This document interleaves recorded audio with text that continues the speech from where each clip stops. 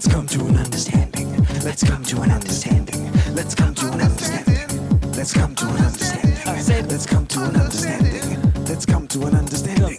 Let's come to an understanding. Let's come to an understanding. Let's come to an understanding. Let's come to an understanding. Let's come to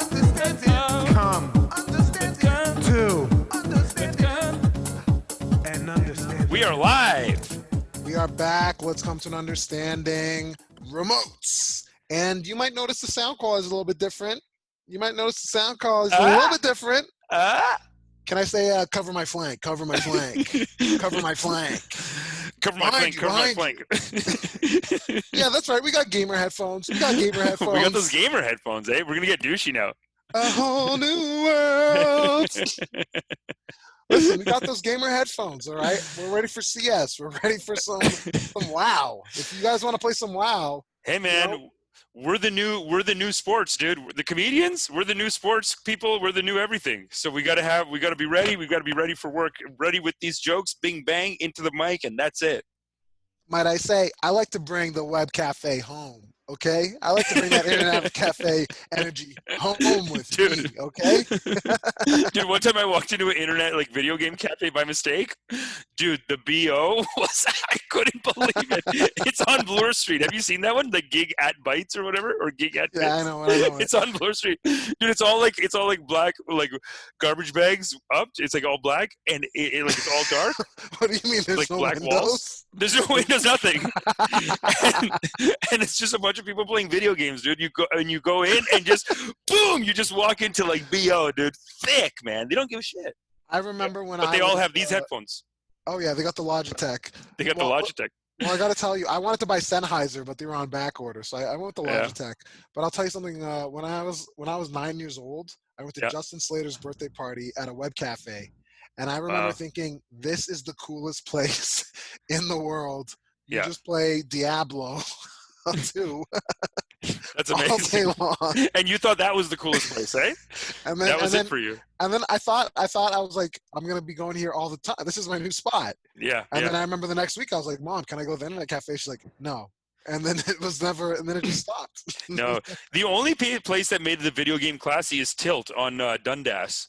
That place is sexy. I like it. There's a lot of new hip bars in the West End. You know.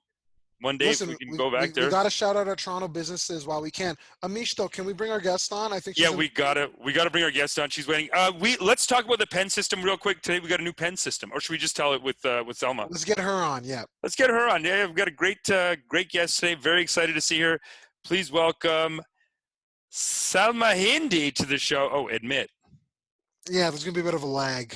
There's a waiting room, dude. There's a waiting room now. Salma has been in the waiting room. Oh, no, Salma's gone now. Hold on. Let me just message her again. No, Salma Hindy!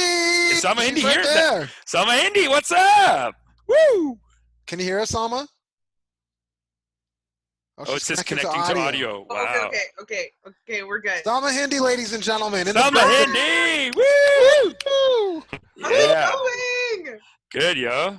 Good. How are you doing under quarantine?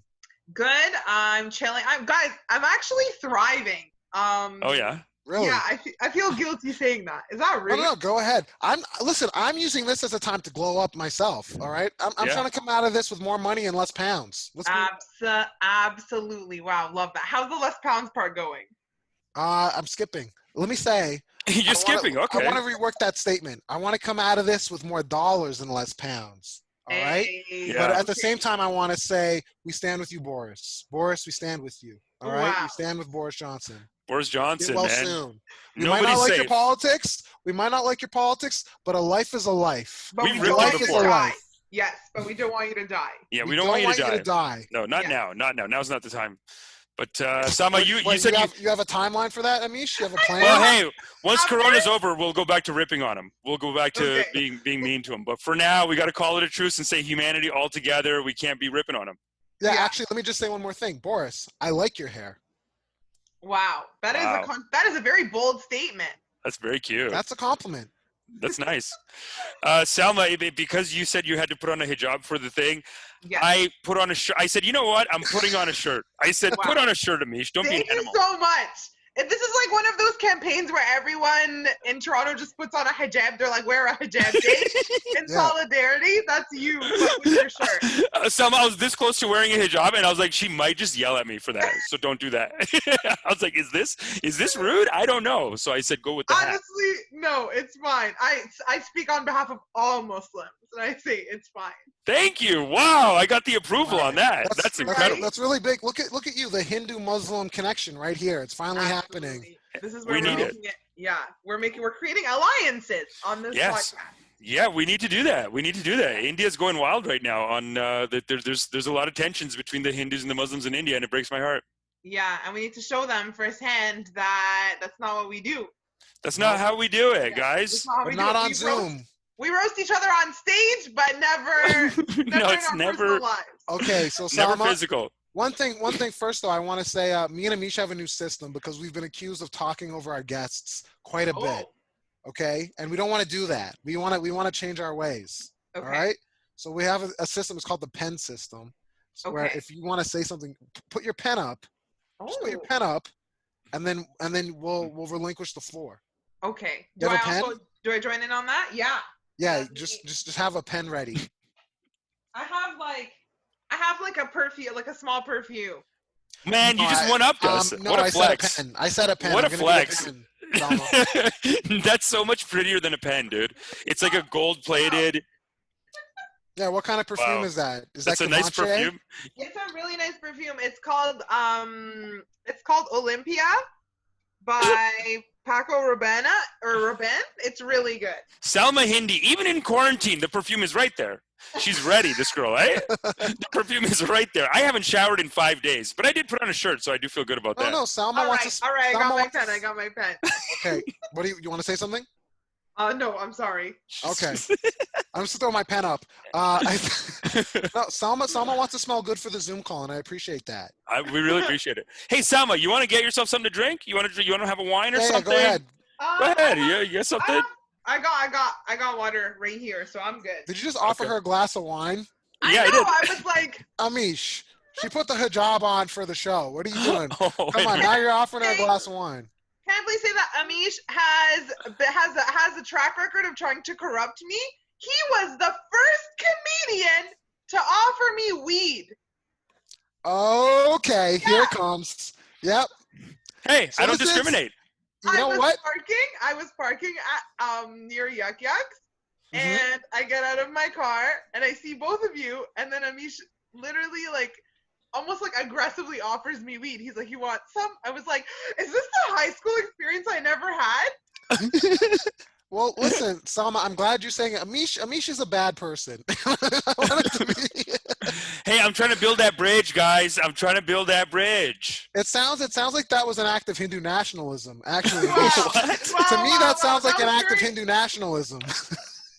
That was Islamophobic, is what you're saying. That was an Islamophobic act. That was an act of, and now you're trying to offer her wine in her own home. You're trying to say, "Hey, how about you get some wine in your devout Islamic home?" Literally. Look at this. Yeah. You're not allowed to drink, eh? I guess not. I don't know. No, we don't drink. Say different stuff. I mean, according to the rules, you don't drink. But some Muslims drink, as some Muslims, people make choices and stuff. But yeah. The one thing I find that you never wrong hear choices, sinful choices. Is the swine. I know people who will drink. They'll have a little sex, Yes. But you want to have a BLT? Are you out of your mind? Yeah. That's the line. That's the line. That is for sure the line.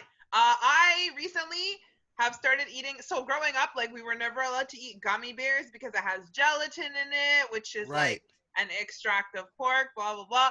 But I got to a level of rebelliousness last year where I was like, I don't give a fuck. I'm gonna eat gummy bears. And I've been buying Easter gummy bears from Shoppers Drug Mart this whole quarantine. Extra gelatin. God. Extra gelatin. It's double forbidden because it's Easter. It's and Easter, it has yeah. Haram, haram, haram, haram. This sounds pretty haram. Haram, haram, haram. What have you done, Salma? Yeah, so your parents are strict on you like that. But you have a lot of dating stories. You're into the dating. I do have a lot of dating stories, but I'm still pretty innocent, like in the dating. Like I don't really do much. You know what I'm saying? Did you catch my drift? Yeah. Like Still, there's so much drama though. You're going through it. We were reading. You're going through it. There's an article from the New York Times we sent you about people dating under quarantine with the 6 feet away. That's right? wild. That's Islamic dating.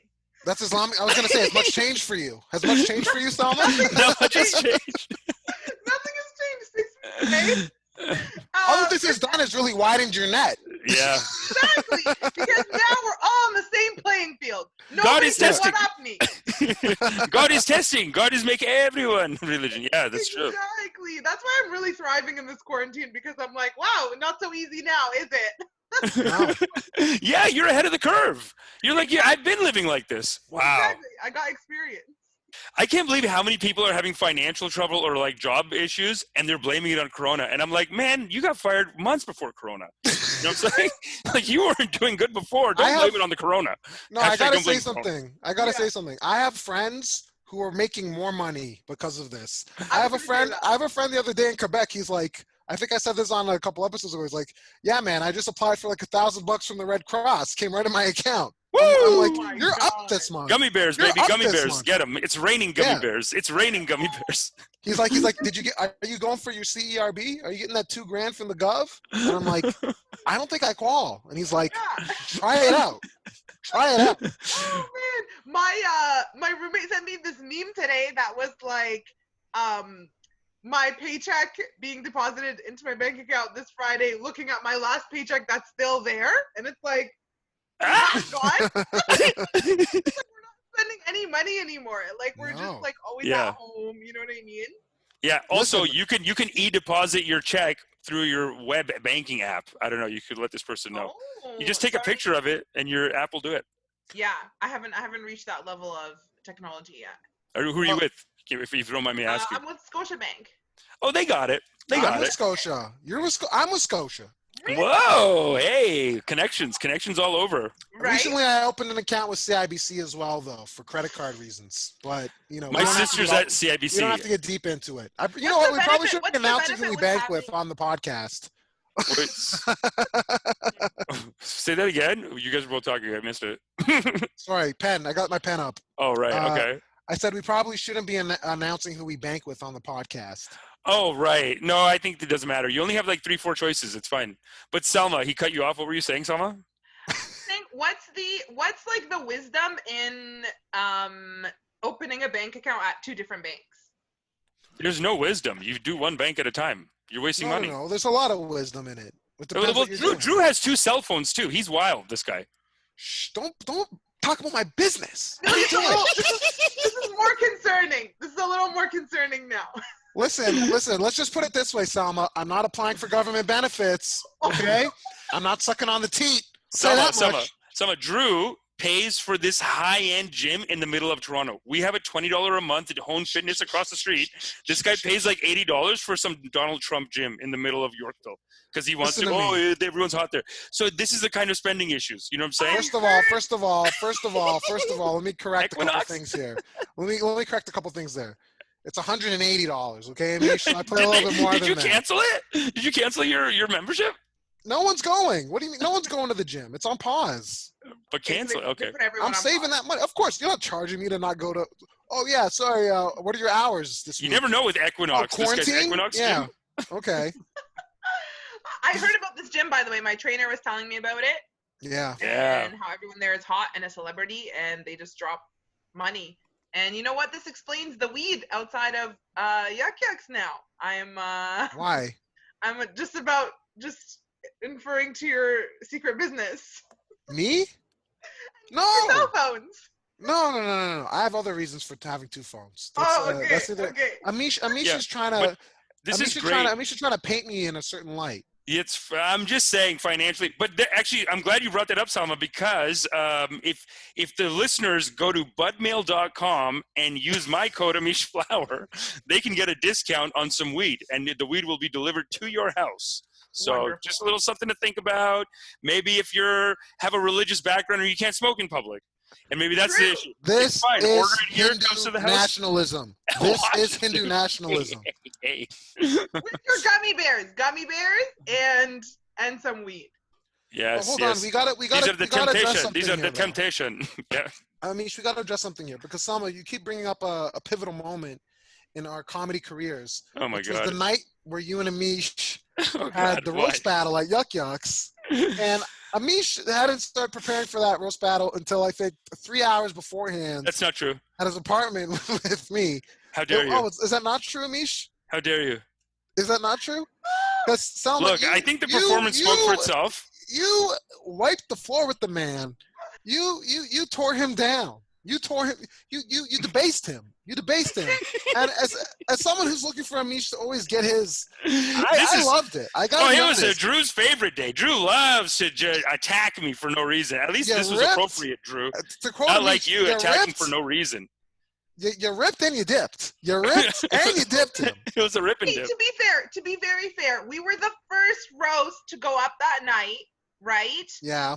And then Amish was the first one to go from between both of us. So he was the first of the first to go up. And I think he was worried that he was going to crush like the wallflower that he thought was me. Yeah, I know. And Salma is hard as fuck. I didn't know. Amish, oh yeah, I'm literally a monster. I also didn't know. Yo, Salma's a beast. No, but even now your Instagram videos, like you rip on them. Oh, you have an authoritative voice. You got your jokes. You're like you're roasting there too. It's tight, man. And it's no, I definitely underestimated. And you and Salma, it really is. The hijab is such an innocent look. Yeah. It really is. It really is. Yeah, you're right, because when I was sitting on the chair, right, at this point, so Amish goes up, he grabs the microphone, so we do rock, paper, scissors, I win, I say he has to go first. So he goes, picks up the microphone. At this point, I'm sitting down, I'm in my hijab, I'm in like a long dress too, like I look like I'm going to Saturday school. Literally have not said a word, okay? Yeah. And then Amish goes up there and he's like, oh, Salma, like, change your hijab, like this and that, whatever, lives with her parents. Like, he's like, whatever, roasting me. And the audience a little bit starts to feel bad. Like, they're like, oh, this girl, she's obviously trapped in her parents' basement. And, like, she's not allowed to do anything. She has to date from 6 feet apart, even pre-quarantine. Like, all these things. And then I grabbed the mic, and I think everyone was just shocked to like realize that I have a voice. What a rip, yo! Honestly, and I swear to God, on stage, it looked like you were gonna cry, just because the light was bright in your eyes. The light was in your eyeballs. You have the thing, the dress, and you're like, well, let me say, here's you one go thing. First, Amish, and I could see a twinkle in the eye, and I said, "Oh my God, what if she starts crying? There's no way!" Like, it was one thing I'd like to say about the format of that roast battle. I like a roast battle where you go 1 for 1. There they just let you pile on. Yeah. And then you sit there and take it, and then the next person goes and piles on. If you go 1 for 1, it's a little bit more like you can play off that energy. Yeah. So what it looked like was Amish got up on stage, and everyone's like, "Look at this Hindu nationalist just trying to tear down this like." Well, because you went and told everyone before. No. I mean, I did hand out flyers out the front of Duck Ducks saying Narendra Modi for Prime Minister for life. I did do that, but no. People saw Amish go up there and kind of unpreparedly just try to bash Islam, and it was uncomfortable. Listen, like it was like kind of like you see someone who didn't know much about another religion, or a person, or really someone you could just kind of see someone doesn't really put a lot of thought into what they do. Wow, just kind of like butchering it. So they're like, "Oh man, he's just kind of ragging on this girl." But then Salma, I got to be honest though, because you're a little bit of a wolf in sheep's clothing there. Yeah.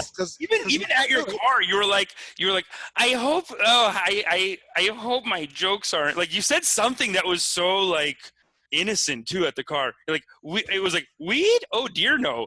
And also, I hope that my jokes aren't mean. Oh, that would be terrible, or something like that. Yeah, because I also said like I don't swear in my jokes. Yeah. Which I don't swear. So I was like, oh, I'm like scared that. But I do everything else but swear. Do you know what I'm saying? Like, yeah. Hey, you rip and you dip, and that's it. That's what matters. Oh man. That was fun. Yeah, no, it was great, and you won. For the listeners, if you're not sure, Salma won that roast battle. Thanks, Drew. Thank you for bringing it up, Drew. To redo it. I feel like Amish would destroy me now equally. Oh, Selma's so nice. Selma, you're the best. Do you want to do? I would love to see you guys do a rematch. Uh, I would love that. We could arrange it on the podcast even. Hey, look, we can figure it out. Yeah, something. Yeah. I mean, who knows? I just saw you headline a show, headline Yas Queen last week. Incredible performance. Thank you. There was like 100 people in there. It was all on Zoom. You could tell like you were killing because the comments go wild. We were going wild in the comments. People start, yeah. Oh man, it's interesting because like those shows, I'm like, you're just talking into the camera. There's no really any feedback, maybe by like two of the comedians who have unmuted themselves, but otherwise it's like you're just like screaming into an abyss. And I was like, I'm used to this. I always do this. So. Yeah. Then I saw your Instagram videos after, and I was like, that's what it was. It was pretty similar. Yeah. But wait, the people, because I guess it would be a little. I haven't done one of these Instagram stand-up shows yet. Yeah. But like, does everyone have their mics muted while you're doing your act? Yeah, they tell the audience like mute your mics, otherwise there will be like a lot of background noise and stuff like that. But they say like if you don't have background noise and you want to laugh, like you can unmute yourself. But I think like the problem is if they laugh, then you know how you just said that there's an issue with sometimes you talk over each other and the words get lost. Pen rule. Yeah, so that can happen also on the show with like a lot of people. So they mostly advise them to mute their mics. And then on Instagram, if you ever go Instagram live and do one of those shows, it's literally just like the host and you that actually have access to the camera and the microphone. Everybody else is just like commenting. Okay. Yeah. And then on Instagram, you know it's killing when the hearts go popping off, and that's it. Oh, you're right. Do you get the same sense of like, you get that rush though, like when you tell a joke on stage and it hits really well? Like, do you get that same sensation from Instagram? The hearts give you a flutter. Your heart flutters with the emojis. Yeah, I think it's if the host laughs really hard. So that's the tough part is I feel like I think I did a show with some comics and they had already knew all my material inside out and they didn't laugh. And I was like, oh, yikes. I don't know how the audience is taking this then. True. All right, because everyone knows the we got to learn. Yeah. It's like we got to learn this new art form. I think, you know what the new open mic should be? Just going on to Counter-Strike chats, because me and Amish have gamer headphones now. I don't know if you can tell. We have gamer headsets. So I think I'm just going to go into like Counter-Strike chats and just start doing my act and see how that goes. My nephew's favorite YouTuber is a guy who talks shit over like a video game. He's just running around in the video game and he talks shit and does jokes during the game, and that's like he thinks it's the greatest guy in the world. What's his name? He's probably a millionaire.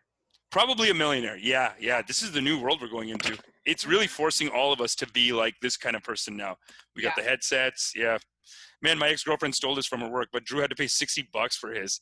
Yeah, man, $60, eh? But listen, we're saving all this money. I gotta give back into the economy somehow. True. Okay. Now spending money is seen as a heroic thing. Yes. It is. It is. I'm doing it for my country. Yeah. Exactly. You are literally a war hero. Even though I think this was a bit of a gouge, I want to say. $60 seems like a lot. Computers Canada, bit of a gouge, but hey. Yeah. How's your family dealing with this, Salma? Are you at home with your family right now?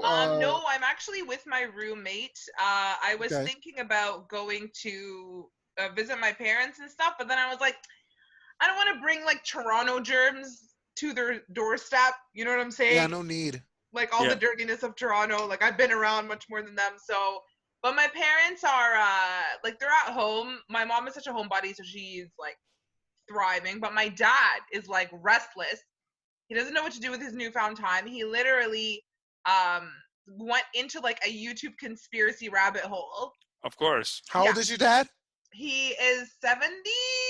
He's 70. Yeah, he's 71, I think. That checks out. I can't wait. Yeah. I can't wait to hear this conspiracy theory. So which one's he listening to? Because I'll tell you the conspiracy theory my dad was into. But go okay, there basically just thinks like this is like he sent us an anti-vax conspiracy like video the other day that basically said like vaccinations, like they'll control the population, they'll limit like birth rates, all that stuff, whatever. It's good he's trying to protect his family. I like that. He's a family man. Yeah, and then my brother comments right after him, and he's like, "Dad is gonna be wearing a MAGA hat at the end of this, at the end of this thing." And then my dad responds to him, and he's like, "The video is 28 minutes long, and you responded before it was 28 minutes." And I was like, "Dad, nobody's fucking watching an anti-vax video." Like, down on that. Your dad's like, I tracked you. You didn't give him a chance. I also like that your dad is just now coming around to anti-vax. Like anti-vax is kind of like a cliched conspiracy theory to be into at this point. I know. I thought he would get in on like the newer stuff, but he's still catching up clearly. Wow. Yeah, and then anti-vax. Yeah, my dad was into the medical shit too. Yeah, and then my dad starts to say like he's like he wants to, I don't know, he wanted to like go into a mosque and like him, and because a lot of people now, especially with Amish got freaked out by that because usually when someone's like, I want to go into a mosque around conspiracy theory, Amish was like, uh-oh. Like trying to pray, like a lot of people in the Muslim community, they miss that sense of community, like going to Friday prayer every week. And especially Ramadan is coming up, and every night in Ramadan we have like massive congregational prayers. Like that's the highlight of Ramadan because it's like all about community and stuff. By the way, I just want to say happy early Passover to everybody. It's tomorrow night. Happy early Passover. Yes. Okay. I guess they're all gonna do over Zoom. Yeah. Zoom Passover. Zoom Passover. Yeah. And so my dad was saying something like he was like, "Oh, go into the mosque, like just us and 10 people." And I was like, "Dad, it's not an essential service. Like it's against the law." Yeah. And then I was like, also, right now, the bylaw has come out that it can only be 5 people at max in a gathering. Yeah. And then my dad was like, "This virus isn't even real, whatever." I was like, "Dad, even if the..." I was like, "Okay, Dad, first of all, it like disproportionately affects folks his age, which is so concerning." Yeah. But then I'm like, "Dad, even if the virus isn't real, the fines are, okay?" Yeah. Right. The $1,000, $5,000. Did you see that guy who like? What was it? 10,000 or 100,000? 100,000. It was 100,000 in Brampton because what? 50 people got together. 20. Whoa, dude! 100,000. And it was $5,000 each. Yeah. No, it was. Yeah, I guess so because it ended up being 100,000. 100,000 altogether. It was crazy. Oy, oy, oy. Oy, oy, oy. Don't get together. 20 people and that's it. They call it on that. I thought it was like 50. No, and like I was like, this is the best time to get married. You literally cannot invite anybody to your wedding. And when they ask why, you're like, it's illegal. I just sorry. You don't want to have a big wedding? Wait, now I'm just learning you don't want to have a big wedding. Just I'm over weddings. Like Muslim. Yeah, same. And these brown parents, they'll fucking show up. Even if you do, oh, sorry, Corona, no wedding. They'll goddamn show up, these people. Even if I know some people that did, we'll do a destination wedding. They had to still do one here. Oh, they like God. Right as it approached, the family came in, the pressure came in. They did like, what is it called when you do like when you sit someone down? When you they have a whole TV show about intervention. Like the intervention? They'll do a marriage intervention. They'll say, no. You can't just do over there. You have to do it for the community. The whole community wants to see you get married. And they'll do another wedding here. I know someone that got screwed like that. They thought they were going to get hooked up, go do the destination. They ended up doing a double, destination and local. I hate it. I hate it so much. Do these brown weddings are too much? I'm not interested in getting married, but I like the idea of having this big old party. You know what I mean? That's the only thing that seems fun. No, because I have like friends in like different cities and stuff, and I think that they would interact oddly and they would never meet each other unless it was my marriage. So I view like having a wedding as like a crazy social experiment. That's what community events are. They're forcing kids to be like, you all have to hang out so you know each other. I wouldn't even be hanging out with my wife. The whole time I'd have a notepad and I'd just be watching like, what's this guy from New York gonna say this guy from Montreal? And I'd be like, oh, crazy. I'm like, wow, like this is what family is. Yeah. Or like Love is Blind, but like Friends edition. Like your Friends edition specifically. Oh, true. Yeah, get them all to a party. Yeah, I'd have a wedding, 1,000 people. 1,000 people. Easy. Oh my God. That's Listen, like that's like a Muslim wedding. Marry a brown girl. I love it. Marry a brown girl. And then I know some brown girls, they did a crossover. They did a crossover to white. White side, 20 people, she still got 600. What the fuck? Because her side was low. No, not with me, man. So then her side got reinforcements. I'm going to stack the deck. You have 1,000? You 1,000 deep? You got to go to other weddings before other weddings will start coming to your shit too. No. Because I'm thinking that You have to invest in the community. Whoever I'm getting married to is going to bring a couple. You got to go brown. You have a fantasy of dating a brown girl. I'm going to have, you know what I'm going to do? I'm going to go on the Toronto Stand-Up Community Facebook page and say, open invitation. Yeah. Oh, anybody who wants it can get it. No, you got Come to say, to my wedding. you got to say spot. I got some spots. Spots, yeah. I got to offer a spot. I got some spots unpaid, then you'll get like 1,000. Open bar, drinks, free drinks, and then free drinks. Everywhere. Yeah. No, I think some people got married like that. Money. There's a couple of weddings like that last year. And they even posted it. I saw them. They were all there. It was like 8 people, and then they all did like stand-up for the guy's wedding. Oh, wow. Whatever. Hey, I think if someone tried to do stand-up at my wedding, I might kill them. I don't think it's a good look. People ask, have you ever been asked to do stand-up at a wedding? Yeah. No. Yeah, no, it's weird. But how'd you like it?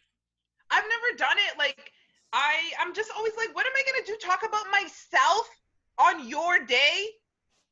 It doesn't make sense. So the only thing I've ever agreed to is emceeing a wedding of like really close friends, and then I'll just do I'll comment about them a little bit. Like I'll make it personalized to their lives, and I'll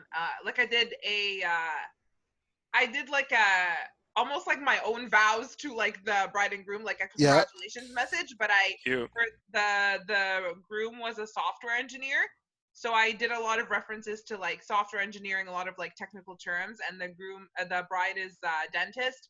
So I did a lot of like references to dentistry terms and stuff.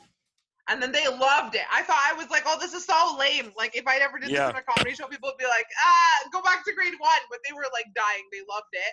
Oh, nice. It is like booking a corporate. You basically have to incorporate your clean jokes into some stuff about them and just kind of rewrite stuff about them. It is very corporate though. I do think, and I only say this because I'm kind of a lunatic though, it would be a lot of fun in my mind to go to someone's wedding and then do like 15 minutes on my sex life. You're not allowed to do that though. And Salma, do you have to do dances at your weddings? Are you that brown, or is it like a different? We do because it's kind of weird because now like the religious part will merge into the cultural part. So when I was younger, we all like the Muslim community used to always do separate, like segregated weddings. So girls in one hall, guys in another hall. And then at the girls' side, we'd always do like choreographed dances. But now that it's like mixed, it's kind of like, like a little bit of like shameful for like girls. Oh, to, like, come on! I swear. I've been to Muslim weddings where the guys and girls have to be separate the whole time, and I'm like, well, you know. So boring. And like I'm being respectful, so I don't talk shit, but everyone's talking shit. Everyone's like, absolutely, we're what all the fuck shit. is this shit? Let us hang out. How are they gonna get married, guys? That's too strict. That's what our parents literally don't let us talk to the opposite gender our whole lives, and then at the end they're like, "Where's your spouse? Where's your kids?" Man, this is the first time my mom's letting me do the dishes right now. So I'm doing the dishes, but when I do them. While I'm doing them, she's like, if you're a real man, you'd have a woman come in doing this for you. She's like ripping it. She's so mean. She's so mean. She's never let me do it. Now she's like, you left the dishes for me. I'm like, okay, fine, I'll do the dishes. Hey, Amish, can I just ask, what wave of feminism is that? Dude, she would be an incredible feminist speaker. She's a businesswoman. She's a champion in her industry. All that stuff. But then, she's sexist as fuck too, though. Yeah, that's my mom. That's my mom also. My mom tough. is very independent. She takes care of herself so much. She's a principal of a school. She's very like authoritative. She has like strong self-confidence. And then she comes, and then basically to us, she's just like, you're worthless because you don't have a man. Like that's literally how she sees us. Like, wow, yeah. Like, yeah. My mom rips people, man. She'll call people fat. She'll be like, you're getting too old. Who's going to marry you? Like she'll just rip and dip like that. And we're like, Mom, you can't say that. She's like, what? Yeah. I don't think it's bad to be fat. You guys think it's bad to be fat. That's how she gets around that. She's like, you guys want everyone to be so skinny. I think a double body is a very good double body. She'll call a bigger girl. She's like, this one is a double body. Oh my God. Rip it on their face. Yeah. like she's a mattress. yeah.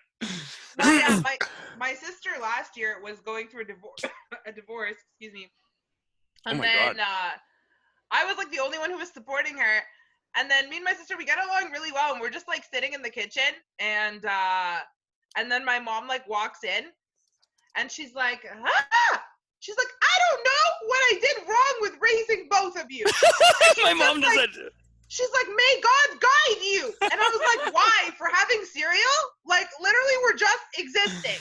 Oh, like, that, we're just okay. existing without men. Like, we are the devil, apparently. She just comes in, she's like, haram, haram, haram. I thought she was saying haram because your sister's divorced, but she's just saying, like, she's divorced and you're just eating cereal with her? Haram, like, no, haram, like, haram. Like, she's divorced and I'm single. My mom was literally hanging on by a thread at the fact that I was still single. She's like, you know what? She's 27. There's still hope for her, hopefully. But then when my sister, who was at the time 39, got divorced, my mom was like, are you kidding me? Not only can I not throw them out of the house, but they're coming back? Like, she was like, no. I did not sign up for this. How many years was your sister in the marriage for? She was married for 18 years, a long time. That's a good run. I'm sorry. That's a good run. Come on, guys. That's a good run. 18 years? What do you want? We're modern. How long have The Simpsons been on? I don't know. How many years? And some of they had kids. Longer than your sister was married, but I mean, it was a good run. That's a good run. At that, nobody ever says that. People always say, like, you're in it this long, you might as well keep going. You might as well make it to the finish line. No. Cut the cord. Hey, man, why'd we come here? That's what I tell my mom. I'm like, why'd we come here? If you want me to get married, had kids, should have stayed over there. You came over here, I'm going to be white, and that's it. I am going to take down notes. Okay. Salma, we got to restart this. Okay, so Salma, that is Hindu nationalism talking, though. I'm saying he couches it as advice, but he's really trying to destroy the Muslim family. Okay, How dare you? Amish's one goal in life is to destroy I'm a big supporter of the Muslim traditional community. Muslim family. I'm a big supporter of the Muslim community. How dare you? I'm not. If people that listen to this podcast know that I'm not a fan of these Modi policies right now. And, he's an agent of the BJP, okay? Narendra Modi. You go to his apartment, he has a Narendra Modi poster above his bed. What does that say about him? Prove it. I'm just saying. Salma, I'm surprised at how much brown stuff that Salma has to go through because you're not. What's your background again? Is it Jordan? I'm Egyptian, so would be Arab, I guess, like classified as Arab. Yeah. Where in Egypt is your family from? They're from Cairo. Cairo, the big smoke. Yeah, so Drew, she doesn't even know about the Hindu-Muslim beefs, probably. Like, you got your own beefs. Yeah, she does. She reads the news. What do you mean? They got Israel right there. They're not thinking about Hindus. Right? It's right there. We're on the border with Palestine. Yeah, Palestine. By the way, as I said, happy early Passover. I already said so. Happy early Passover. No, but I have a lot of Muslim friends who are Pakistani, and then there's a huge Muslim population in India. Like, there are more Muslims in India than there are in all of Pakistan, even though Muslims are the majority in Pakistan. Yeah. It's the second most populous Muslim country. Second most Muslims in the world live in India of any other country. Yeah, and there. I think it's Indonesia, then India, right? Yep. Wow. Yeah, and then my own, like, my nieces and nephews are half Pakistani, but they're Punjabi, I think. So I think they're, like, originally from India. I mean, like, it was all India before, right? We're all Asian. Yeah. Was your sister's husband was Muslim then? Yeah. Yes. Yeah. Okay. Yeah. Cool. So yeah, that's the situation. So I know like a lot about the brown culture. Like, most of my friends growing up were brown, anyways. Well, it's similar on both sides. There seems to be like a Hindu, like, it seems like there's a Judeo-Christian alliance, they call it, which is like this alliance between Israel and America, I guess. And then the Hindus are like trying to jump in on it. So when stuff like this happens, they always pass policies. Like right now, the guy who is like Modi's right-hand man, he's basically shutting down Muslim industries in India by like shutting down like meat factories, but also just killing people for like accusing people of slaughtering cows and killing them. And it always ends up being a goat too, which is terrible. I know, because they believe in nonviolence. Yeah. It's the worst. It's the worst prank ever. They fucked it. They fucked It was up. a go. They fucked up. They're gonna get a bill on that when they go up. I think. I think that's a terrible. I think that's terrible. But yeah, I was gonna say how like there's like Muslims are a majority in Egypt, and we have Coptic Egyptians are a minority there. Yeah. And I know that they faced a lot of oppression and they faced a lot of erasure and like similar, I guess, to like what Muslim minorities are going through in India and other countries and stuff. So it's just like the dictatorship countries, to be honest. They run off of like fear and hatred and scarcity mentality, and so that's why like it's just a pretty toxic environment for any minorities in those countries. Also, that explains why a lot of our parents are like so traumatized, and they think that the only parenting method is through like like dictatorship and not treating you like an equal and just always maintaining a power dynamic and just based off a lot of of those dictatorship tactics, because that's what they're used to with their country. Yeah, it is like all this trauma that we're trying to like heal off now, and it takes until the parents. I find like my mom in her age now is starting to get soft a little. Yeah. Like she's now nice. Like she actually, to be fair, I know earlier I said that she'll just call someone fat. She hasn't done that for like 6-7 years. Wow, that's great. Wow, that's huge. That was a big growth for her. Like she would fight us for it, but now she's like, hey, okay, no, you can't say that. Can't say that. Now she'll catch stuff. She's like, no, yeah. Even my nephews, man. She's so like, nice I'm considering how they might feel when I. Right? What even is that? And my nephews too. If my sisters are like mean at all to my nephews, she's like, hey, that's a child. She beat the shit out of them when they were kids. But hey, they get soft. They get old and they learn. What was the weapon of choice? Did she have a weapon of choice? Or just hands? You just catch the hands. I just get slippers sometimes. It's a very, very brown. You get the slipper off, and you just give him one of these. You give him this. You pack him with it. Has your mom ever used a cooking like spatula?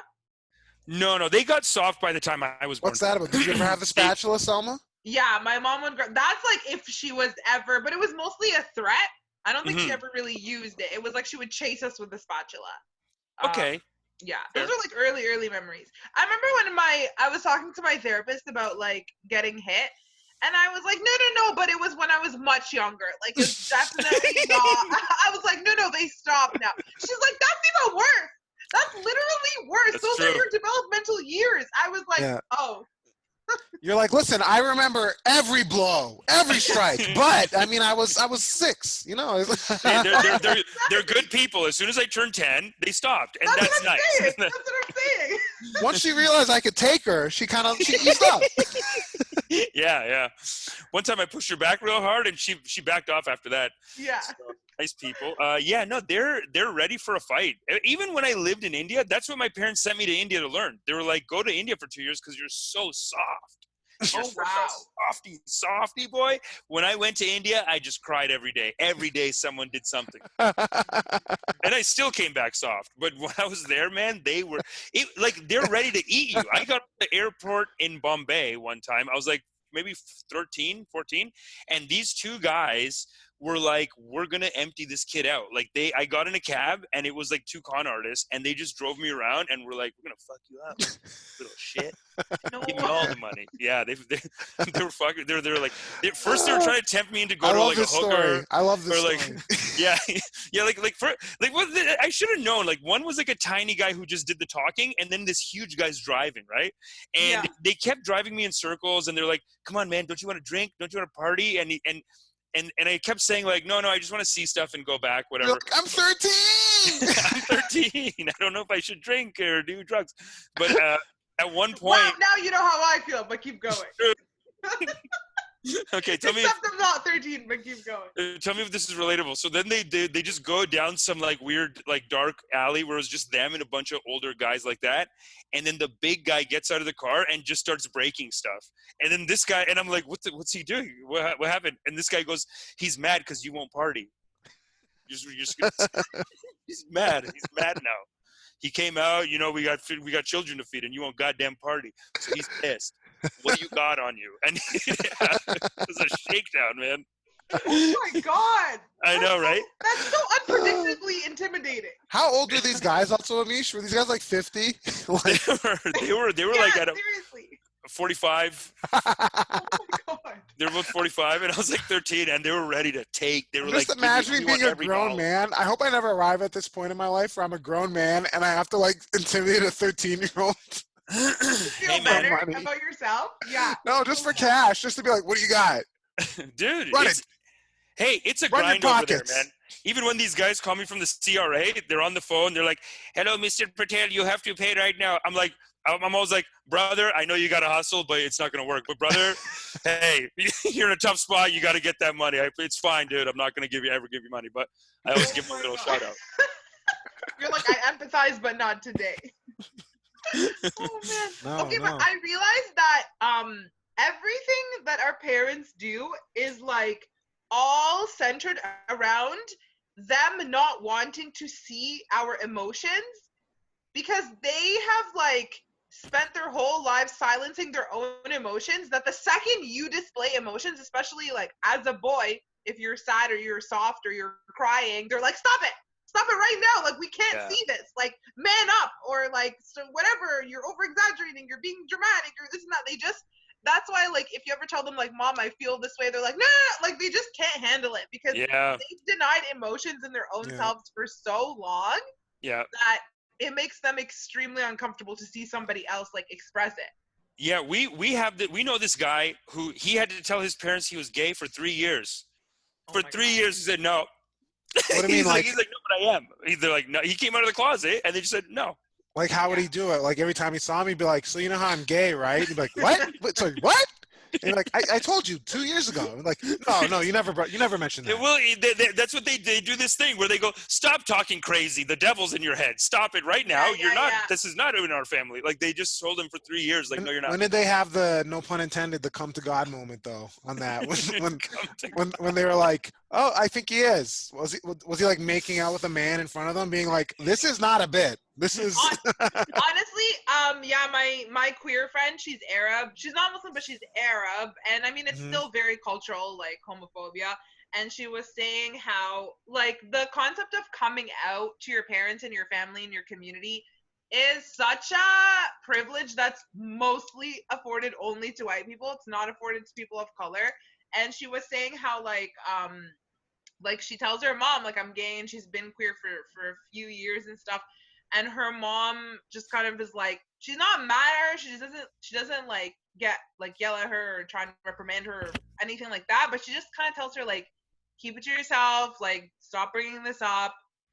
Go through your phase and just like don't let anyone else know. So she feels like really, torn, and it has real repercussions, because it's like you can't really have a family that you would let your family know about.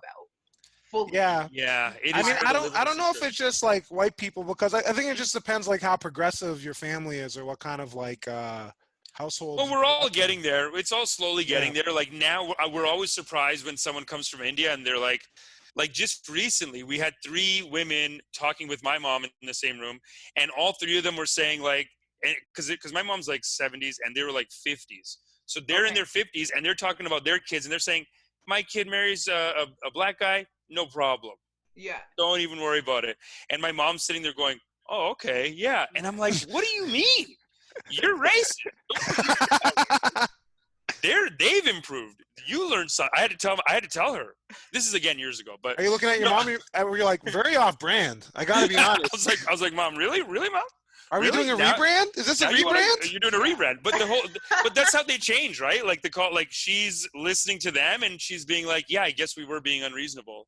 Gotcha. I always tell my parents, I'm all about that pussy and I love to get up in it. And they're very supportive. They're often very much like, we're happy for you. And you oh my God. My mom is still very much like Aryan race, like kind of racism within like Egyptians, even because Egyptians have a very wide range. There's a lot of different shades. There are a lot of black Egyptians because like Nubia is like the southern part of Egypt. And there's a lot of black Arabs in general. And then there's a lot of like lighter skin, colored eyes, like whatever, Egyptians and stuff. Mm-hmm. And my mom, you can look like a freaking pylon, you can look like a doorknob, you can look like anything. Okay, as long as you're light skinned, to her, you are a Greek god. You could do no wrong. You are literally stunning. And I'm like, Mom, he's hideous. They're crazy. They're crazy. Wow. They will discriminate against black people, and I'm like, are you kidding me? They're way hotter, and like some fucking white, a 3, and they'll be like, wow, so beautiful. Shit, That's what are you insane. talking about? It's Yeah, they're insane. wild. It took me a long time to rewire that those beauty standards though within my own self. Yo, I don't Right. go in the sun sometimes. I remember being like 30, and me and another brown guy. We're 2 brown guys, and we're out in the sun in the summer. Like, well, let's get in the shade, and it's like, what? Why? Why do I want to be whiter? If I get darker, more people will want to fuck me. I mean, that's just what I've found. There's like a whole market of people. Like, nobody wants to sleep with an Asian Because you look guy. tan and healthy. You look tan and healthy, but I think I could cross over and become maybe people be like, is he black maybe? I don't know. Like, I could get dark enough, like, over the summers, I feel like. That's like Hisham Kaladi talks about that sometimes, like how they don't know how to place him. Like, they're like, is he's Indian? I could or get he's that black? tan. They don't By know. the way, And I'm an idiot Hisham went to hiding in the shade. Yep. Hisham went to the Caribbean before this whole thing Yes. broke down, and he came back looking like he should be like on a melanoma poster. Like, he got way too dark in the sun. It was a bit alarming. Yeah, he got so dark. I remember seeing him, and it was like he was Where is headlining Nubian, the Nubian show at Yakis, and he was like, I did it just for the show. Yeah, no, I can get darker.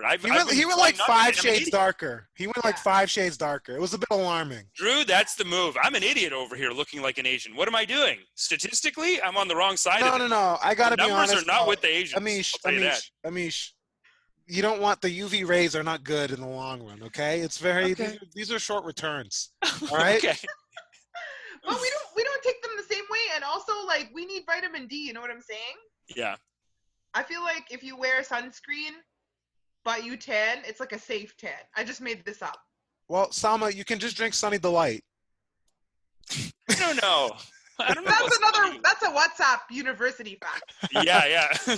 What is this, Amish? I saw you talking about that earlier. What is WhatsApp you? Well, someone mentioned it in her. Well, Drew, I think I mentioned this to you before, and someone was talking about a little bit of pseudoscience that maybe your dad was trying to get into.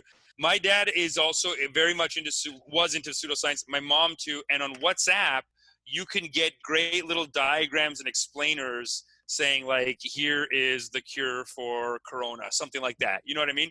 Hot tea, ginger, corona, dead, done. Oh, right. Put pieces of onions in the corners of your room. There was another WhatsApp message that was being broadcasted. It's not necessarily a home remedy, but it was saying that close up all your windows and close all the doors because the country is gonna send airplanes all throughout the city that will spray sanitizer. Okay. WhatsApp University, Drew. WhatsApp University. Well, I did get a WhatsApp. You know what's going, how do you know that's not it was mostly in Chinese, which I don't really speak, but they were telling me to gargle with salt water. Oh, okay, yeah. Well, this is a great article you sent about dating because a lot of the dating advice in there, I was like, we're supposed to be doing that shit anyway. Yeah. The dating article for the New York Times one of the things was like schedule it and set a time and dress up, and I was like, we should have been doing that. This is how we're gonna pay Mother Earth. The men are shitty at dating, and Mother Earth is on strike, and that's it. Because I usually show up late and drunk. Mother Earth was like, I'm not coming back till y'all figure your shit out and dress up for dates. Yeah. I'm so glad I put on a shirt. By the way, this summer's we're gonna have great air quality because of all the reducing pollution. I'm excited for that. People are gonna be fucking this summer. You know what I'm saying? Or like hooking up or whatever anyone wants to do. I don't know, Salma. How do you feel about that? I feel like Isabel said that at Yes Queen. She was saying how like everyone is talking about how there's gonna be a baby boom 9 months from now because we're all like quarantined and whatever, and like the married people and stuff.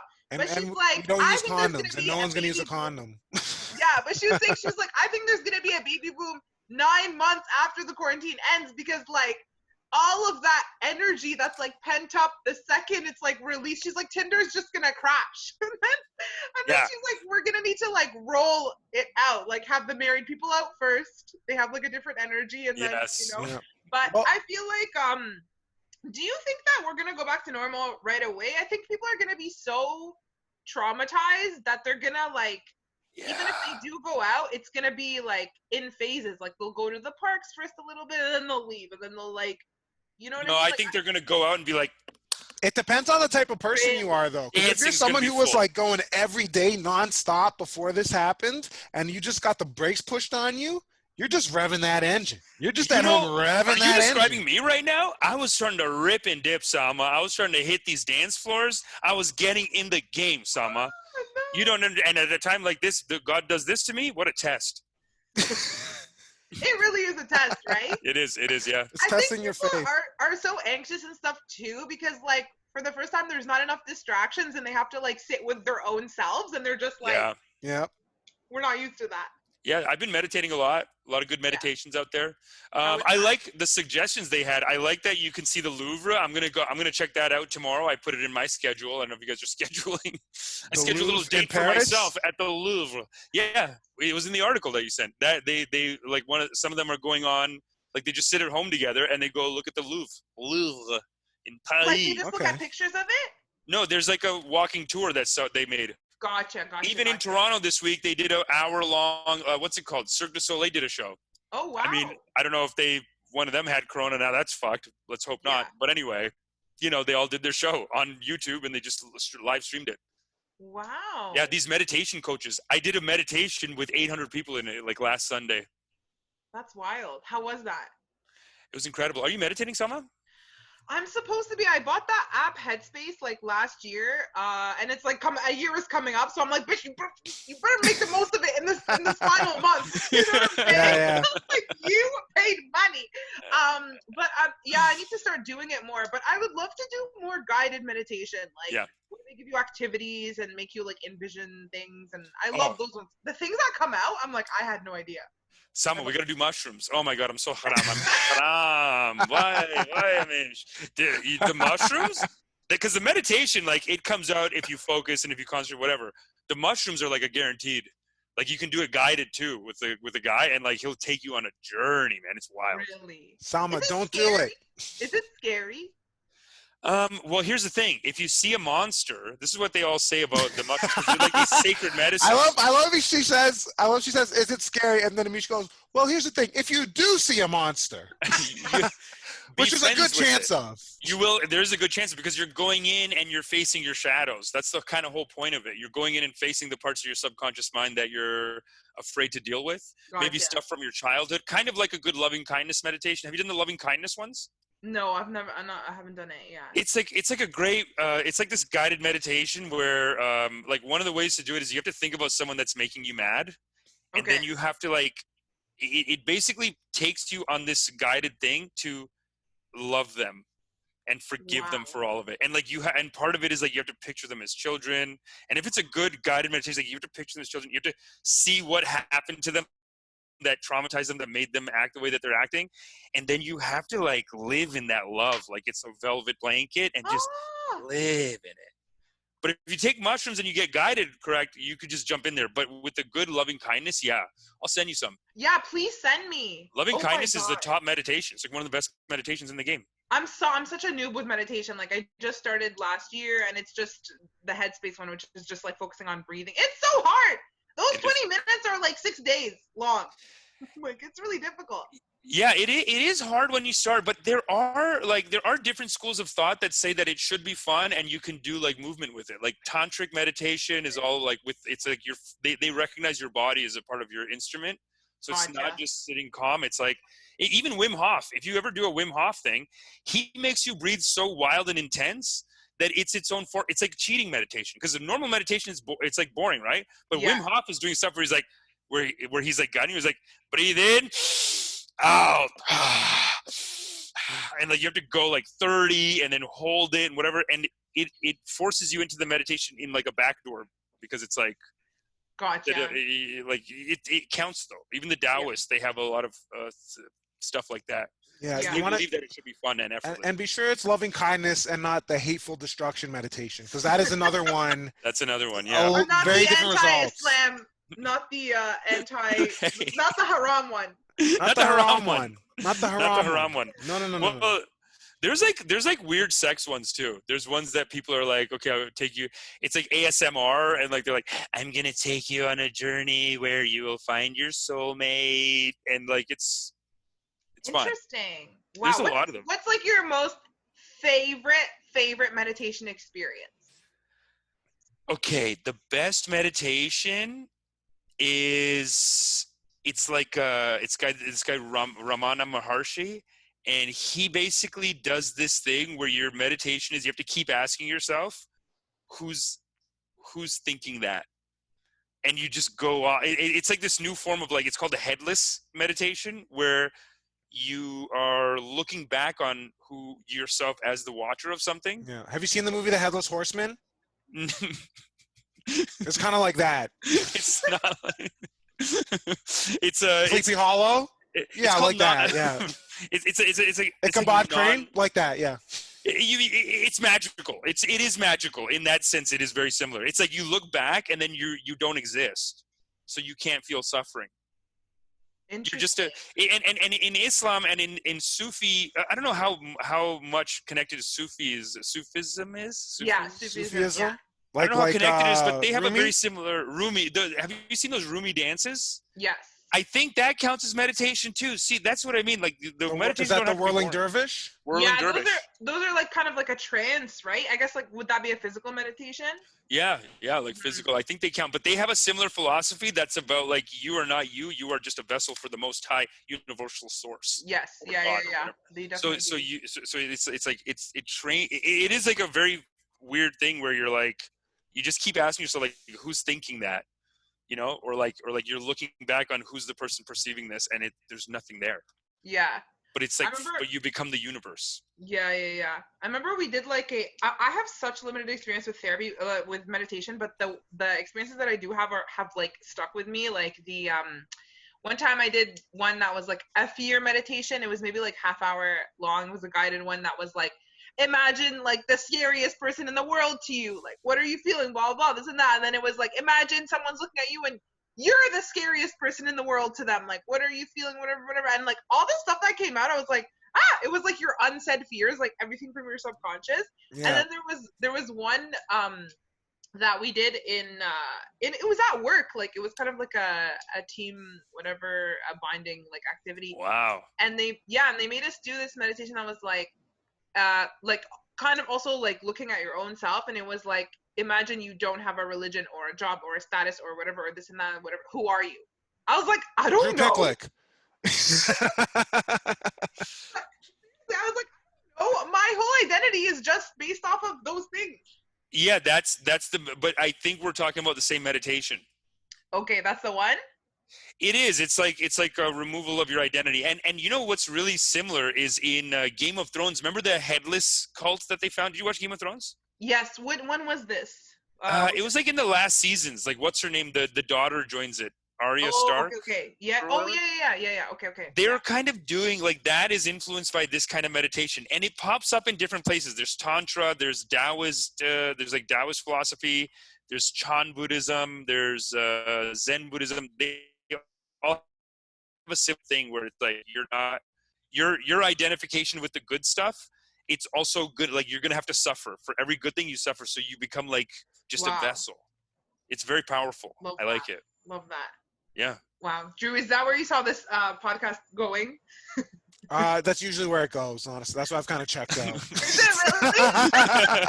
He's like, I'm done with this. Are you guys getting any quarantine dreams? Like weird quarantine dreams? Quarantine dreams? No. Are you dreaming more than normal? I know I dream, but I don't always remember my dreams. I know they're happening though, but I don't always remember them. I think that's about the standard amount. I haven't been boozing. I've been laying off the hooch. So, I've been sleeping well. I've been waking up refreshed. I get a little bit too much energy in the evenings now.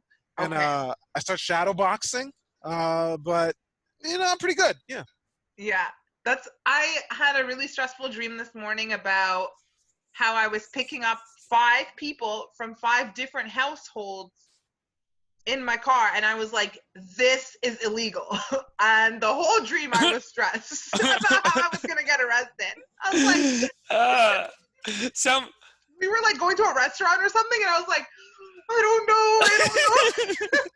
I think Salma, this is the baddest thing you've ever done, eh? Like in your wildest dreams, Can I dream interpret wildest, that? craziest fantasies. Like, can I do a quick dream interpretation? Quarantine. Yeah, do Yes, it.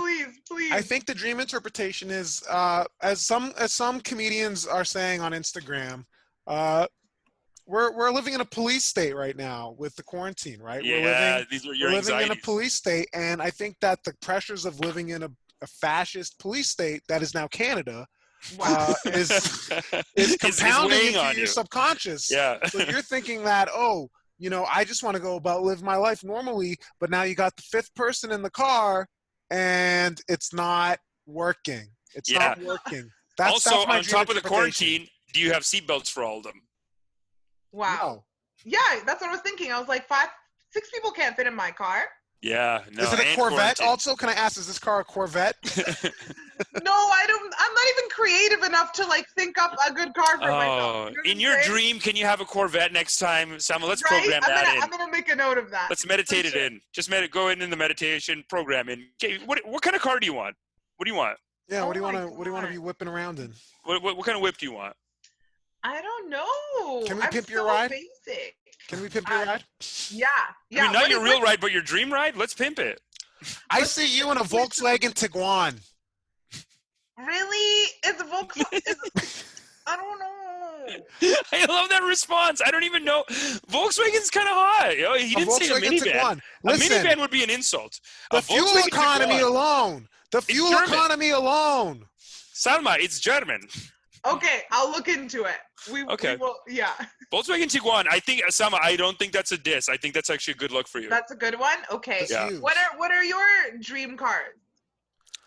I want one of those like electric Volvos that are coming out. Okay. You had to go with the electric, eh? Just flex on everyone. He has to make us feel bad. Wow. Listen, guys, I love the planet. Sorry, that's just who I am, and I'm not going to apologize for it. Car? I like. You know what I like? You know which car I loved is. Remember in did you guys watch Silicon Valley? Yeah. The cartoon, not a cartoon, the TV show. And yeah. Remember when that billionaire, he gets in his car the first time and he just like, and it's like his car is like a 1-person car, and it just drives in between everyone. Oh yeah. It has like the 3 wheels. Yeah, it's like a 3-wheel rickshaw. He's just like this. No. He's like, he's like the most powerful billionaire, but he's like, get my car, and then he just like gets in and he just drives away. He's like so rich. Those are awesome. Those are very obnoxious. I like those. I like that. No traffic. None. You know, one of my ex, like his favorite car was a Porsche that was, I think the model was like S911, and I was like, that's literally my initial and my birthday. So wow, so he's so in love with you. I feel like that should be my dream car. You know what? You're Let's born steal it. You're born on September 11th? This guy, yeah. You have material about that? Yeah, I do. Okay, good. Of course. That's like the first joke. That's the comic in me. I'm like, Muslim girl born on 9/11. You got a bit about that? Or, you got a bit? You're doing something with that, right? You got a bit, right? You gotta be doing something with that. We gotta do something with that. No, okay. Drew, you undersold. You screwed her with the car. No Volkswagen Tiguan. Porsche 911. Porsche 911. Porsche 911. That's it. That's your new dream car. 100%. And hey, how about this in the dream? He doesn't have it. In the dream, no, only me. Only you. You drive by him, splash a little water on him. Perfect. That's gonna be my new like comedy ambition. You know what drives you? Yeah. To like reach your goals? That my pettiness. Spite, yeah. Spite and pettiness. Well, I love the story you told. I don't know if tell me if this is a bit and we just gotta watch you during stand-up, but I love the thing about when someone was trying to talk you into dating a guy who was like already had wives. Oh my god, yeah, that was so he was the one who was trying to talk me into it. So, Drew, this bit is about how I was in the UK and I got approached by this guy asking, like, these guys were asking me what I thought about polygamy. And I was like, That's a normal question. Yeah. Right? No. Where did you meet them? Red flag. Were you at? Where you were in the UK? Were you at Sainsbury's grocery store shopping? Anyone listening to this? In the public meat aisle? service announcement. Anyone listening to this? If someone says, "Hey, what do you think of polygamy?" Run, get out of there. Wait, Salma, I just got a question though. Where were you when you were talking to these guys? Where'd you meet them? I don't even remember what city it was, but it was in the UK, and we were doing a Muslim comedy tour. So Sick. that's why. Honestly, so you were just out in the world, like there was no like friend of a friend introducing you, nothing like that. No, it was like these were other people as part of the tour. And this guy just like came that day and they started asking me, and then I was like freaked out. Like I was the only girl also. And so I was like, okay, like I don't agree with it, whatever. And then they start trying to convince me. They're like, no, guys live differently than girls. They're like, this is just what the white men want you to believe. Come on, Selma. Yeah. Come on, be my fourth wife, isn't it? Be my fourth wife, isn't it? I was like, would you guys ever ask your wives if they would let you marry a second wife? And then one of them was like, I tried, and she said no. And then this guy was like, oh, I would and I have.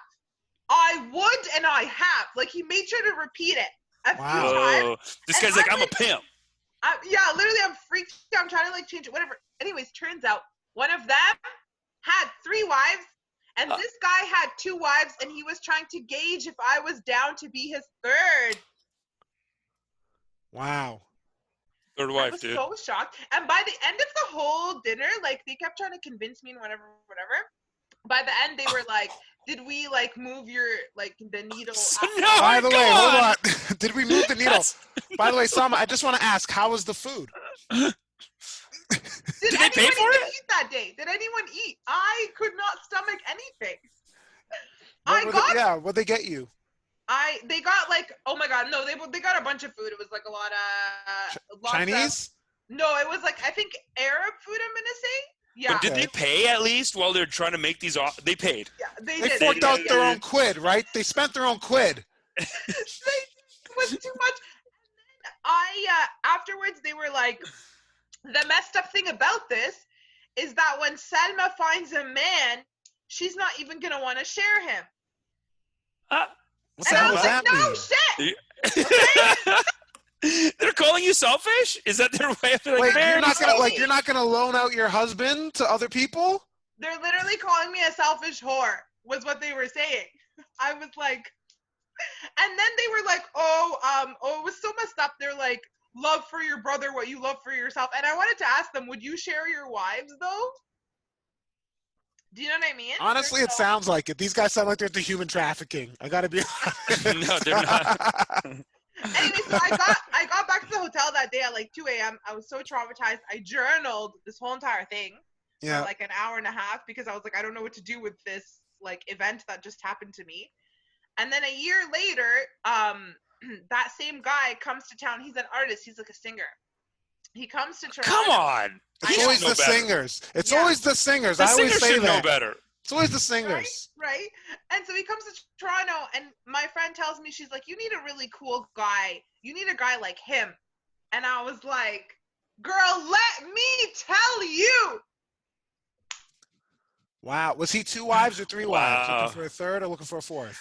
I just love how a girl's like, Salma, I know a really great guy. Salma, I know a guy. He's incredible. Can I just say 3 wives. He's already got 3, but you could be number 4. Or no, you could be number 3. How do you sell a guy? Like, Salma, great guy. Already got 2 wives. Can I just say one thing? Yeah. 3 wives, I get. 4 is a little gross. Okay? 4 is, that's a little bit, know your limit, play within it, right? That's like the OLG says, okay? You don't have to push it. You don't have to push it. 3 is fine. 3 is 4 is fine, a bit but much. 4 is a bit much, though. That's getting a little disgusting, if you ask me. I'm sorry. Most Muslim men I'm a that traditionalist. I meet I'm a traditionalist. Are like, these are rules for like kings and shit. It's like, you don't have any money. What are you talking about? 4 wives? You're broke. Well, did Muhammad had a couple wives, didn't he? 4. Yeah, so basically, like the polygamy rules back, like way back in like the Prophet's time and stuff, was mostly because like women were all widowed. They would lose their husbands to war, which happened like every like month. So like every period, basically, they would like lose their man, and they needed men back then to survive financially. They needed that. Right. So it was like the polygamy would happen with like widows and like other women like who needed basically like support and like family structures and stuff like that. But like now it's purely like they're just like religious fuckboys. You know what I'm saying? Religious fuckboys. Religious fuckboys. Ah! That's the title. That's the title. Yes. We got our title. That is the title. Wow. Religious fuckboys, dude. Religious fuckboys. These guys are greedy, man. They're broke too. Like it's like, come on, you have to be rich. Well, you know what? I'm wondering if these guys are like, listen, I got 3 wives here, but you guys got to pull your weight, okay? I'm not bringing home all the money. You got to get a job, okay? You all got to work. Imagine one of them's I'm like, sorry. money? This is That's expensive. second wife's job. Second wife brings the money, not me. Like that's. Imagine it gets like she gets repurposed. Oh my God. What do you think each of their roles would be? Like each of the wives. What does each wife do? Like what would if you had 3 wives, what would you be looking for from each of them? I just want one has to do them to massages. love and nurture me. One massages, like legit. One has to be a massage. One has to have legit. Honestly, there's times That's where I'd rather just terrible. take the I'll do a massage over sex. And that's it. Ugh. I'm getting old. Wait a minute. You are an adult. Yeah. You're saying you want a wife who she's just massage duty? That's it? Not that's it, but I mean, if there's going to be does, 3, like, pedicures? one of them has to be on top of the massages. Yeah, And like that's her main credential. I don't like it. Listen, in North America, a lot of the guys who have 3 wives, those women are usually locked in a basement, and it never ends well. Okay, that is the kind of like that's the style over here. Not me, man. I'm going to have one doing massages, one just kind of a hangout all day, and then one goes to work and makes that money. And I think that's a fun system. That sounds great. So you I thought believe about this. You thought about this, eh? I have. Well, I mean, I have thought about just like I've just been as an adult so broke that I have honestly been offered a stay-at-home dad position, and I'm like, I could take it. Literally sounds great. That sounds amazing, right? Absolutely. I have no issue with it. Yeah, it's like I want to be. Oh, you have no issue with that, hey, Amish? Nope. having a woman take care of you. Dude, I know these guys that are like, I'm dating this girl and she makes more money than me. What do I do? And I'm like, idiot, you just got a raise. Congratulations. Literally. Congratulate yourself. Why are you not basking in this glory? Dude, go down on her 10 more minutes every day. I've never And gone out that's with a it. girl who was making more scratch than I did, and she was like, "It's on me, though." It's always been kind of like, so. I've still had that. No, I've been flown around. I've been flown to New York and LA. California, I paid for my shit, but like New York, like I was flown. Tell us more. Drew. Some of these comics are idiots, and here's the issue: they're dating other broke ass comics. No, artist date a doctor. Artist lawyer. Right. They have too much money, not enough time. Yeah. We have too much time, not enough money. That's a good match. Absolutely. 2 broke people. And that's very brown of me, but I'm sorry, I'm not doing it. Wait, hold on. Did you say comics don't have enough time? And no, not enough comics, money? no money, too much time. They just drive each other crazy. And Oh, then, yeah. and then when they break up, I'm doing one show. Like, dude, every time a comic breaks up, we need an HR department. Yeah. I'm doing one show, and this guy's doing 10 minutes ripping on her, and then I go to my next show, and she's doing 10 minutes ripping on him at the other show. It's like, guys, I It's a don't bit mind, messy. but That does get a bit messy. we need an This is the HR best department. thing you've ever said ever. I haven't been part of the comedy community for long, but I've definitely noticed that. The only good thing that came out of it was the X roast. Yeah, X roast is fun. And that's a great idea. And like, I think that is good. I guess it informs your art. I mean, but then you're living your life like okay, I'll just fuck my shit up, and then I'll have a story to do a comedy bit about. But also, That's like, what I will never be happy. I will live in a also, constant state of turmoil and anxiety. You know, that's what like most comics are, though. So that's fine. Honestly, it's really boring to be healthy. I'll just say it straight up. Correct. Like when I'm not like looking for drama or I'm not experiencing drama, I'm like, this is quite boring. Like I almost want to self-sabotage to like have something. You know what I mean? And But- that's what I tell these guys. Sorry, so did I cut you off? No, go ahead. But that's what I tell these guys, like, because people think that someone won't date you if they have more money, and it's like, no, they're bored. Like, they have a job. All these brown girls I know, they did their job. They traveled everywhere. They own a rental property. There's nothing to do. Mhm. They will love you. They Yeah. will take care of you. What's God. 20,000 when you're in love, baby? They'll let it go. Jesus Christ. That's it. Lisa's a literal con artist, a love con artist. And No. He views dating as a job opportunity. All right. He views it as an income source. Totally. But you know what? You're not wrong. Like I always tell guys and stuff, I'm like, I don't need you at all. Like financially, I can. What do you do for work again, Salma? What do I do for work? Yeah. I'm an engineer, biomedical engineer. Woo! Ooh. Yeah, Ooh-wee! That's the only way my parents have not like disowned me. But wait, are you laid off right now because of COVID? No, because I work in a hospital, so. Oh, in the hospital, she says. No, she's not at the hospital though. I saw your bit about how you wake up at 9:29 and then you're like, I'm here. Like you're at work. I'm 9:30. in the research department of the hospital, so we're still like employed by the government and stuff. But I'm actually getting redeployed this Thursday. I have to go into the hospital and do screening and stuff for anybody entering. Okay. Wow. So Okay. you can call me a hero. Yeah, you're a hero. And hey, now's the time to break out the niqab. Go full niqab now, I guess. Right? Totally. I'm like, freaking remember when the Supreme Court, remember when Harper was taking somebody to the Supreme Court about the niqab, but now we all have to wear it, so joke's on you. Yeah, you're like everyone's. Dude, my uncle was doing this joke too, because in India, we still have like untouchables where we live. And I was dropping a bag outside of my uncle's house, and like we were far apart, but he opens the door and he's like, you see this? Now we're the untouchables. We used to make them do it. We fucking deserve it. Like he was sick. Yeah. What, taking your garbage out? No. It was like we can't go near each other anymore. We can't touch each other. Yeah. And in right, India, right, there's a right. whole class of people that are called untouchables, and you can't touch them. So he's like, we fucked it, didn't we? Now we're untouchable. We're all untouchables here. Why are they untouchable again? Because they're like a low socioeconomic status? It's Like, I don't know when it started. Hinduism has always had a caste system. That's why the British took over India so easily, because they already had a slavery system in place. So the British just took out the Indian king and said it's the British. They called it the British Raj. So the British went in and said, "We'll take it from here. We'll take it." It's like, you lay down some good infrastructure. This is great. We're just gonna take out like Sanjay Raj and make it British Raj. So they took it. They basically added a bunch of castes, and I don't know if it got added with them or if it was from before, but there's the untouchable caste is like, because there was 4 castes before. There was like the priests, the warriors, the top 2, and then the merchant class, which is us, and we're third. Now I'm Patel. Everyone tells me we're number 1. I had to go to India when I was in school in India. They told me we're number 3. These Patels are crazy. Who's above the Patels? The priests and the warriors. But I think when the British went in, they said, okay, we don't need you guys. We have our own church. We have our own warrior. Like, get out of here. These Patels, they know business. So they just put Patels in charge of everything too. So they kind of upped it.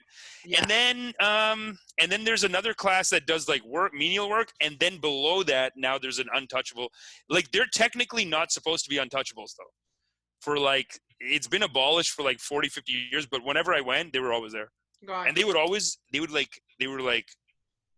come up to me like this. They're like, huh, the prince is here. Oh my God. I know, dude, when I was 5. Oh no. And Amish was like, I could get used to this. Okay, yeah. Then Amish, ever since that day, he was like, I'm gonna only date people who spend $20K on me. Yeah. He's like, he would look at her and go, so how much you make a year? Yeah, exactly. Do you know who I am? I am a Patel. I'm just like, this poverty's bumming me out. Yeah. I need girls that make money, and that's totally. it. I'll cook dinner. I can cook dinner, and yeah. Oh man. Amish was going, listen, I like the whole calling me a prince thing, but can you back that up with cash? Yeah, exactly. Listen, God, fun. Salma, I think we got to wrap up, but thank you so much for doing the show. Is there Thank you. anything you'd like to Having plug? Follow me on Instagram. Yeah. Your great rants on Instagram, by the way. She's killing it. Some of the Thank best you so rants on much. IG out there. Great What is Do your I follow IG you handle? guys? Do I follow you guys on Instagram?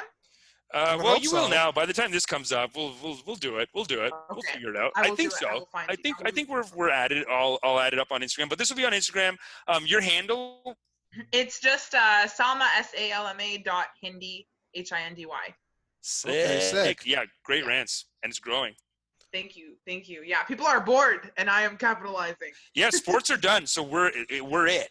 Absolutely. The only Sick. game in town. All right. Well, We're the only game in this has been another episode of Let's Come to an Understanding. Salma Hindy, thank you so much. Thank you. Follow us at Understanding Pod, and we will see you at the bonus episode because we're in quarantine. So all we got to do is podcast. Let's All come right. That's it. Thank you. Bye-bye. Thank you. Let's come Bye. to an understanding. Let's come to an understanding.